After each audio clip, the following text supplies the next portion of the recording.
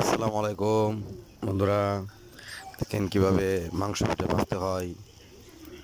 তা বাসায় যখন মাংস পিঠা বানাচ্ছিল, একে একে যখন একটা একটা করে ভাজছিল, তখন ভাবলাম একটি ভিডিও করি, আপনাদের সাথে শেয়ার করি। তো আপনাদের কাছে যদি আমার এই মাংস পিঠা ভাজাটা ভালো লাগে, তাহলে লাইক শেয়ার কমেন্ট অবশ্যই করবেন। যদি দেখেন ভাজার পরে কি অনেকগুলো ভাজা হয়েছিল, ভাজার পরে এগুলা ছিল আরও ভাজতেছিল। তো একে একে একটা একটা করে উল্টে দিতে হয়, এভাবে সবগুলো উল্টে দিতে হয়। যে কটা পিঠা দিবেন তেল দিবেন।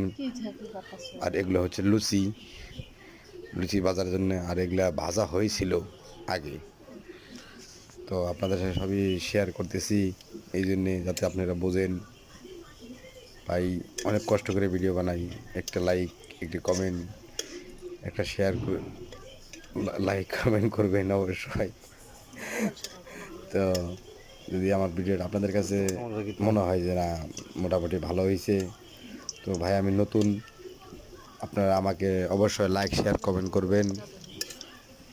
আপনার মতামতটি কমেন্টে জানাবেন। ভিডিও বানাবে না। তো মাংস পিঠা অনেক এলাকায় এটাকে মাংস পিঠা বলে, অনেক এলাকায় এটাকে সংসার পিঠা বলে। তো আপনার কাছে তো পরে একটা একটা করে যেগুলো ভাজা হয়ে গেছে, ভাজা হলে একটা একটা এভাবে ওঠাতে হয়। কথা বলতেছ তুমি জানো? বারে বারে উল্টিয়ে উল্টিয়ে উল্টিয়ে উল্টিয়ে পাল্টিয়ে উল্টিয়ে পাল্টিয়ে দিতে হয়। উল্টে পাল্টিয়ে দিলে এগুলো ঠিক মতো সিদ্ধ হয়।